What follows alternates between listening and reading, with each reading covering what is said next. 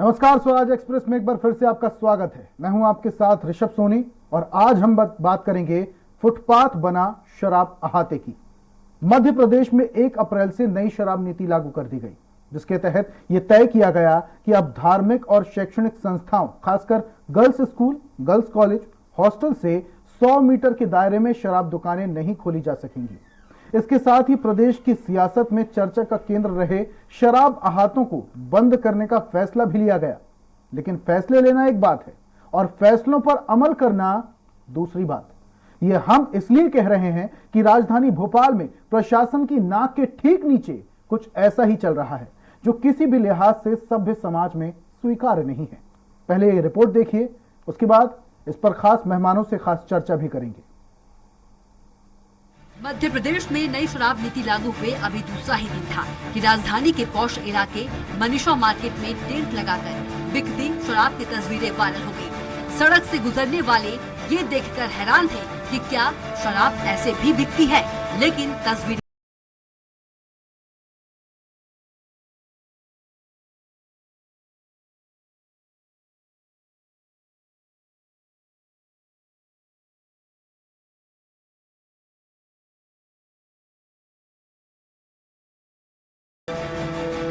अप्रैल से सरकार की जो आबकारी नीति आई है उसके अंतर्गत चाहे हम कई प्रकार की सुविधाएं दी गई। आज हम खड़े हैं मनीषा मार्केट की जो वाइन शॉप है उस पर आप देख सकते हैं ये टेंट में, अगर इसको देखा जाए तो कहीं ना कहीं सरकार का जो आबकारी नीति है उसके अंतर्गत टेंट में दुकान लगाना भी एक अपराध माना जाता है। लेकिन यहाँ पर टेंट में दुकान लगी हुई है जिसको लेकर आम जनता को जिस प्रकार से परेशानियों का सामना करना पड़ रहा है, जो चीज़ें बाहर होनी चाहिए आज वो टेबल पर लगाकर यहाँ पे जो शराब की बिक्री की जा रही है, आते के बाद का असर हमें देखने को मिल रहा है कि आप देख सकते हैं शराब से मात्र चंद कदमों की दूरी पर लोग बाग जो बाहर शराब पीकर आज कचरा कर रहे हैं, पूरी शराब की दुकानें यहाँ पे अब अहाते की जगह लोग बाग बाहर बैठ के पीने लगे हैं। अगर आप देखेंगे तो यहाँ से भी किसी प्रकार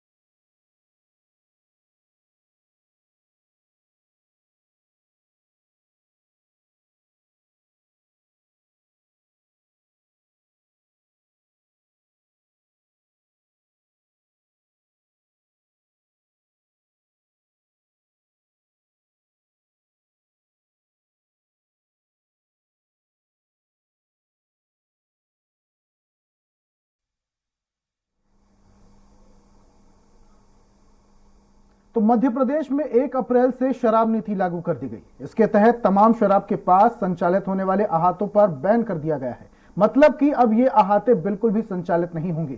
लेकिन राजधानी में एक ऐसी तस्वीर है जहां पर दुकान बंद है और दुकान के ठीक बाहर टेंट लगाकर खुलेआम शराब को बेचा जा रहा है। शराब को बेचा तो जा रहा है, उसके आसपास शराब पी भी जा रही है। किसी भी सभ्य समाज में यह बात बिल्कुल भी अस्वीकार है। हमारे सहयोगी भोपाल से संजय डोंगरदेवे जुड़े हुए हैं, उनसे बातचीत करते हैं।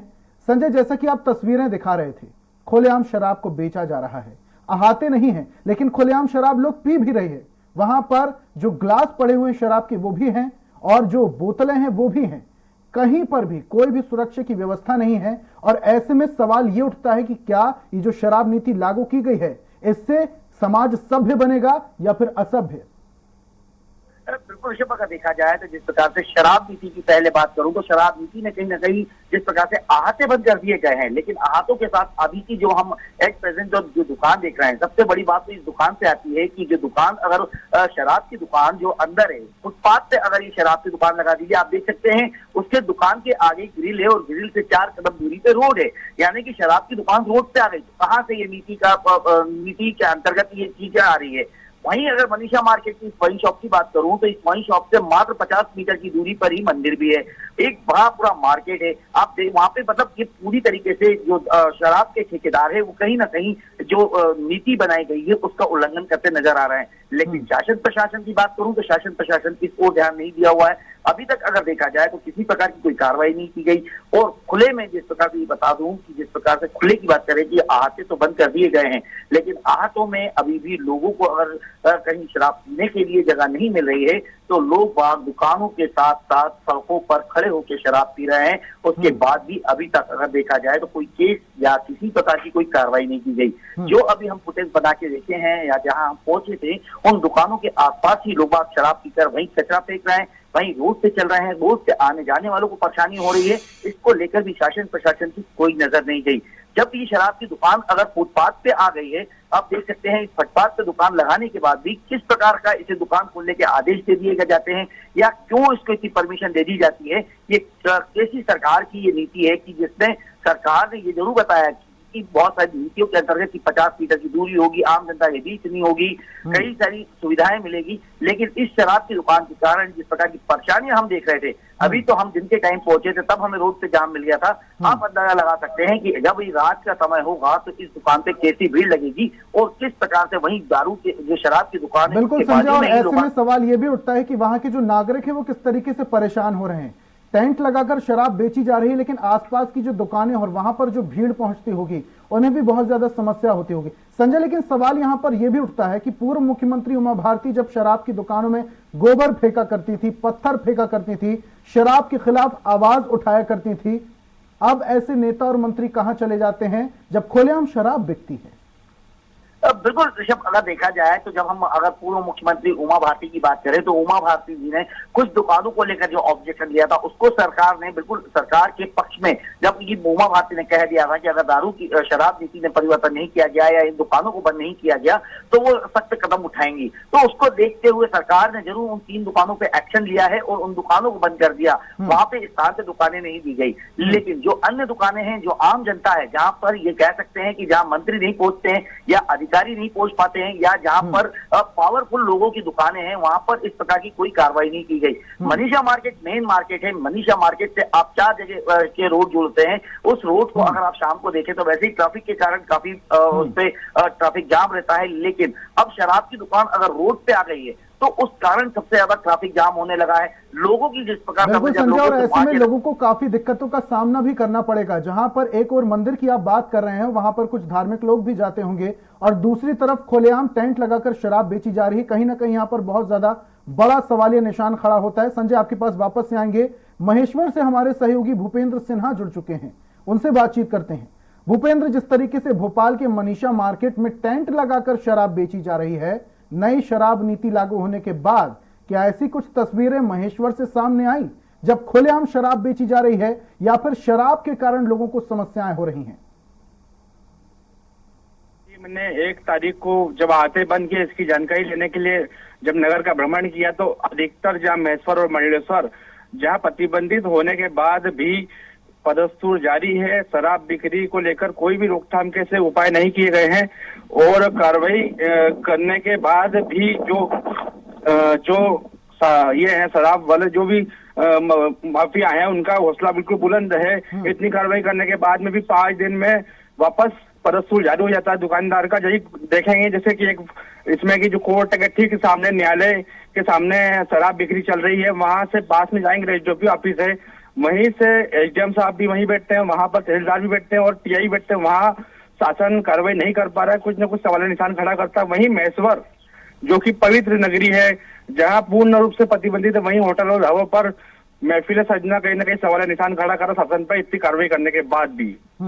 तो महेश, जब अधिकारियों से आपने बात की होगी शराब नीति लागू होने के बाद, अब बैठकर शराब के सेवन की व्यवस्था बिल्कुल तरीके से प्रतिबंधित कर दी गई है, ऐसे में अधिकारियों का क्या कहना है? क्यों नहीं एक्शन लेते? कैसे खुले में शराब बिक रही है? कैसे लोग ढाबे में बैठकर शराब पी रहे हैं?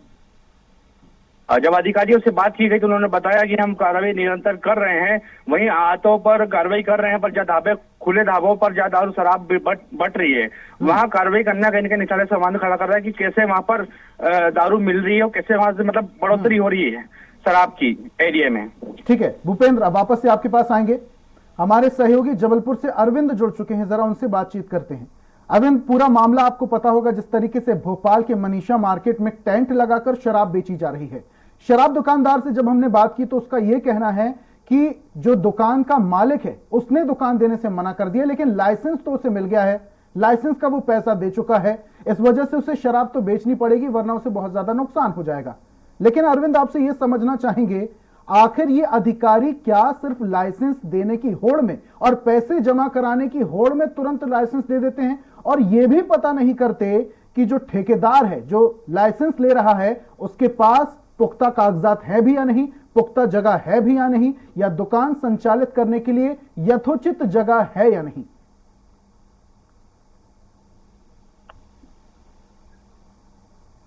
नहीं है कि ये दुकान कहाँ पर खुलेगी और उसके लिए मकान मालिक और इनके बीच में क्या एग्रीमेंट होगा, या वहाँ पर जो बेसिकली जो परेशानियां हैं जो दुकान मालिक झेलेगा, उससे आबकारी विभाग का कोई लेना देना नहीं। उनकी साफ नीतियां हैं कि उन्हें उस क्षेत्र में भी कोई दुकान आवंटित करनी है तो उन्हें उसकी कितनी लाइसेंस फीस वहां से मिल सकती है, तो मैक्सिमम उस लाइसेंस फीस को वसूलने के लिए बोली लगाई जाती है वहां तक, और सरकारी गोदाम से उस दुकान तक शराब को पहुंचाने का काम आबकारी विभाग का होता है।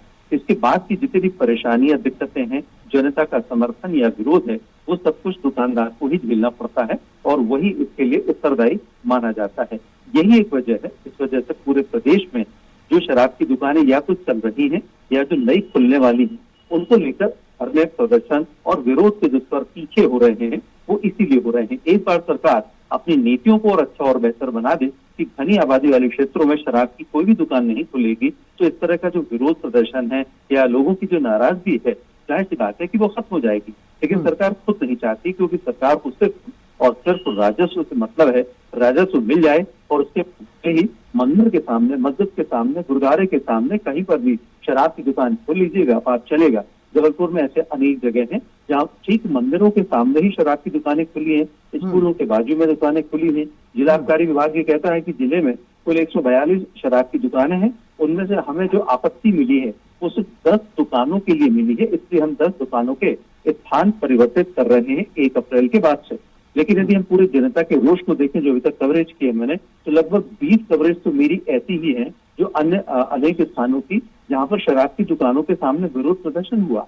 तो जहां तक 20 दुकानें ऐसी जो मेरी ही नॉलेज में है, और इधर जिला आबकारी विभाग ये कह रहा है कि 10 दुकानों पर ही आपत्ति है, इससे आप अंदाजा लगा सकते हैं कि जिला आबकारी विभाग इस ओर बिल्कुल भी ध्यान देने, सुनने के लिए तैयार नहीं है। बिल्कुल अरविंद, ऐसे में यही समझ में आता है कि सिर्फ और सिर्फ जो बातें हैं वो सिर्फ बातें ही बनकर रह गई हैं, जो नियम है उनकी खुलेआम धज्जियां उड़ाई जा रही हैं। बहुत बहुत शुक्रिया अरविंद हमारे साथ जुड़ने के लिए।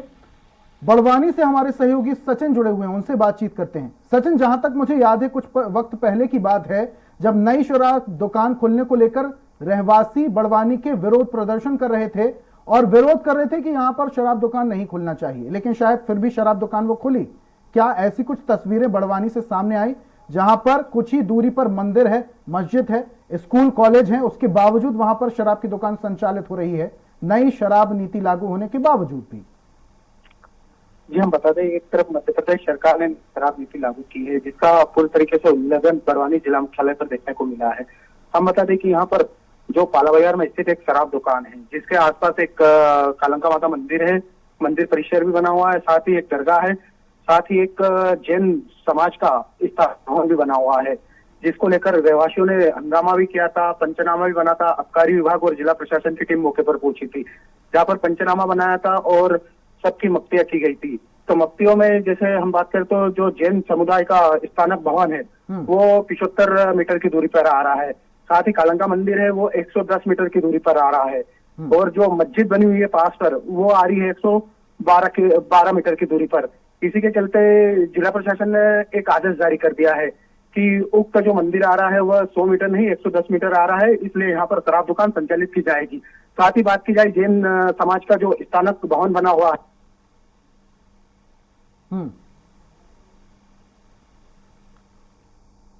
ठीक है सचिन से शायद संपर्क हमारा टूट गया। बहुत बहुत शुक्रिया सचिन तमाम जानकारियों के लिए, तमाम सहयोगियों का हमारे साथ जुड़ने के लिए और तमाम बातचीत रखने के लिए और जानकारी के लिए बहुत बहुत शुक्रिया। आज हम बात कर रहे हैं किस तरीके से शराब नीति लागू होने के बावजूद भी शराब से लोगों को राहत नहीं मिल पा रही है। एक तरफ सरकार ये दावे और वादे करती है कि शराब पर शिकंजा कसा जाएगा, पूर्व मुख्यमंत्री उमा भारती सड़कों पर उतरकर शराब का विरोध करती हैं, मुख्यमंत्री शिवराज सिंह चौहान शराब नीति लाते हैं ताकि शराब से हो रही परेशानियों को कंट्रोल किया जा सके। लेकिन ऐसी तस्वीरें जब सामने आती हैं तो सवाल यह उठता है कि आखिर प्रशासनिक अधिकारी कैसे इन नीतियों को लागू होने देंगे, जबकि जनता को परेशानी बनी हुई है। फिलहाल वक्त है एक छोटे से ब्रेक का, जल्द लौटेंगे एक ब्रेक के बाद। एक बार फिर आपका स्वागत है और अब बात करेंगे ट्वीट वॉर की। मध्य प्रदेश में इस वक्त सियासत में ट्वीट वॉर का सिलसिला देखने को मिल रहा है। दरअसल मध्य प्रदेश के पूर्व मुख्यमंत्री दिग्विजय सिंह ने भाजपा के प्रदेश प्रभारी पी मुरलीधर राव के खिलाफ मानहानि का केस दायर करने का फैसला कर लिया है। बता दें कि बीते शनिवार को भाजपा नेता मुरलीधर राव ने सीएम हाउस में बयान देते हुए दिग्विजय सिंह को पाकिस्तान और उग्रवादियों का दोस्त बताया था। राव के इस बयान से नाराज दिग्विजय सिंह ने एक के बाद एक 5 ट्वीट कर मुरलीधर राव समेत बीजेपी पर निशाना साधा। दिग्विजय सिंह ने ट्वीट में लिखा, मुरलीधर, आपने मुझ पर जो आरोप लगाए हैं, आपको अदालत में इसका जवाब देना होगा। मुरलीधर राव ने दिग्विजय सिंह को पाकिस्तान और उग्रवादियों का फ्रेंड बताया, जिससे भड़के दिग्विजय सिंह ने कहा कि मुरलीधर राव, आपने मुझ पर जो आरोप लगाए हैं, आपको अदालत में इसका जवाब देना ही होगा। बता दें कि मुरलीधर राव के खिलाफ दिग्विजय सिंह ने मानहानि का केस दायर करने का फैसला लिया है। इसकी जानकारी पूर्व सीएम दिग्विजय सिंह ने ट्वीट कर दी है।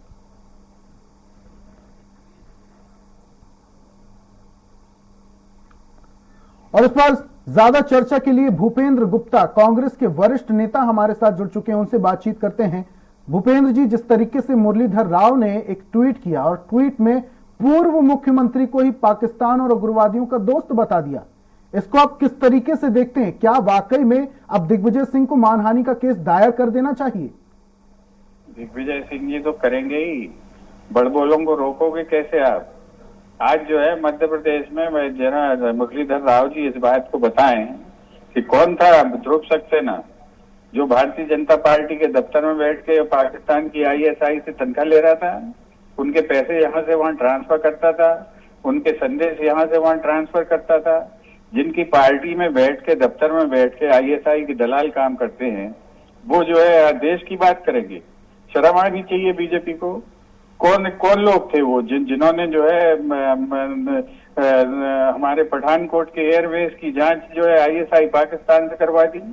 किस पार्टी के लोग जो है जिन्हें जो है आतंकवादियों को प्लेन में बिठा के और कंधार तक छोड़ने गए थे? ये जो है ये बताने की जरूरत, देश सब जानता है। और ये आपसे ये भी समझना चाहेंगे, इतने बड़े आरोप लगा रहे हैं, पाकिस्तान का दोस्त बता रहे हैं, उग्रवादियों का दोस्त बता रहे हैं, और इतनी संजीदगी से अगर कह रहे हैं तो क्यों नहीं एक्शन लेते? सरकार तो बीजेपी की है। क्या लगता है कि सिर्फ और सिर्फ अपने आला अधिकारियों या नेता मंत्रियों को खुश करने के लिए इस तरीके के बयान दिए जाते हैं?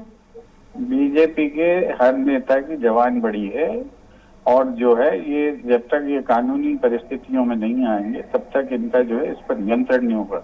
ये पूरे देश में जो है हर किसी को दुश्मन, गद्दार और ये सारी बातें करते हैं, और खुद जो है इनकी पार्टी के लोग जो है ये धंधे में लगे हुए हैं। कौन है ध्रुव सक्सेना? इसकी जांच होना चाहिए कि नहीं होना चाहिए? एनआईए ने छापा डाला है और यहाँ से पकड़ा है। कौन था बलराम सिंह? ये जो है ये क्या बताने की बात नहीं है, सारी चीज ऑन पब्लिक रिकॉर्ड है। ये जो है देश की जो संजीदा एजेंसीज हैं उनके रिकॉर्ड में है। जो लोग एंटी टेररिस्ट एक्शन करती हैं, हमारी देश की सुरक्षा एजेंसियां, उनके संज्ञान में ये सारी चीजें। तो इसका जवाब दें वो जिन्होंने सांप पाल रखे आस्तीनों में, वो लोग जो है चर्चा कर रहे हैं जहर की। शर्मनाक है। तो गुप्ता साहब, आपसे ये भी समझना चाहेंगे, अगर दिग्विजय सिंह जी केस कर देते हैं मानहानि का मुरलीधर राव जी के ऊपर, तो क्या लगता है आपको कि जल्दी फैसला आएगा, जितनी जल्दी राहुल जी के केस में आ गया था, या फिर सिर्फ और सिर्फ सत्ता का दुरुपयोग करने का काम यहाँ पर बीजेपी कर रही है? ये काल्पनिक प्रश्न है, आने दीजिए सामने। दिग्विजय सिंह बड़े नेता हैं, वरिष्ठ नेता है, 10 साल मुख्यमंत्री रहे हैं और देश की सेवा करने का उनका अपना जो है एक रिकॉर्ड है। तो वो ऐसे नेताओं के ऊपर कीचड़ उछालने से, कीचड़ तो मुरलीधर राव के मुंह पे गिर रही है। ये वही मुरलीधर राव हैं जो एक जेब में बनिए को रखते हैं, दूसरे में बामन को। इन मुरलीधर राव का क्या कोई वो है क्या? किस स्तर की वो बातें करते हैं, ये सबके सामने है। उनसे पूछें किस जेब में कौन से बनिए रखे उनके, और किस जेब में कौन से बामन बैठे हुए, बताना चाहिए उनको। लेकिन गुप्ता साहब, क्या आपको लगता है कि अब नेताओं और मंत्रियों को कुछ भी बयानबाजी करने से पहले सोच लेना चाहिए कि वो आखिर क्या बोल रहे हैं? शब्दों को बड़ा तोल मोल कर बोलना चाहिए। ये तो हमेशा ही करना चाहिए नेताओं को। इसमें जो है ये तो समाज के अंदर ही के मापदंड हैं, ये तो हमारे समाज की परंपरा का हिस्सा है। लेकिन गुप्ता साहब, इस तरह आजकल जो बयानबाजी नेताओं और मंत्रियों द्वारा दी जा रही है उसका शब्द स्तर जो है वो काफी नीचे गिरता जा रहा है, क्या आपको ऐसा लगता है? ये भारतीय जनता पार्टी इस देश में जो है जहर और वैमनस्य की राजनीति को फैलाने के लिए इन गंदे शब्दों का प्रयोग करती है। उसका पूरा जो सोशल मीडिया है वो तो माँ बहन की गाली गलौज से लेके सब जो समाज में छोटे छोटे बच्चे उसको पढ़ते हैं। ये तो जो है एक घृणा का वातावरण जो है, एक उत्साह जो है देश में फैलाने की कोशिश कर रहे हैं। इसके पीछे उनका लक्ष्य क्या है ये तो वही लोग बता सकते हैं। ठीक है, बहुत बहुत शुक्रिया गुप्ता जी हमारे साथ जुड़ने के लिए। तो ये थे वरिष्ठ कांग्रेस नेता भूपेंद्र गुप्ता जी, जिन्होंने अपनी बात रखी। और आज हम बात कर रहे हैं जिस तरीके से ट्वीट वॉर मध्य प्रदेश में शुरू हो चुकी है। मुरलीधर राव ने जब ये ट्वीट किया कि पूर्व मुख्यमंत्री दिग्विजय सिंह पाकिस्तान और उग्रवादियों के दोस्त हैं, इसको लेकर दिग्विजय सिंह ने भी ट्वीट की झड़ी लगा दी और उन्होंने भी कहा कि अब इसका जवाब मुरलीधर राव को कोर्ट में देना होगा कि आखिर वो इतने बड़े आरोप लगा कैसे सकते हैं। लेकिन सवाल यह है कि जब इतने बड़े आरोप लगा रहे हैं तो आखिर क्या सबूत, ऐसी क्या बात है जिस वजह से इतने कॉन्फिडेंटली ये आरोप लगाए जा रहे हैं। फिलहाल खास पेशकश में इतना ही।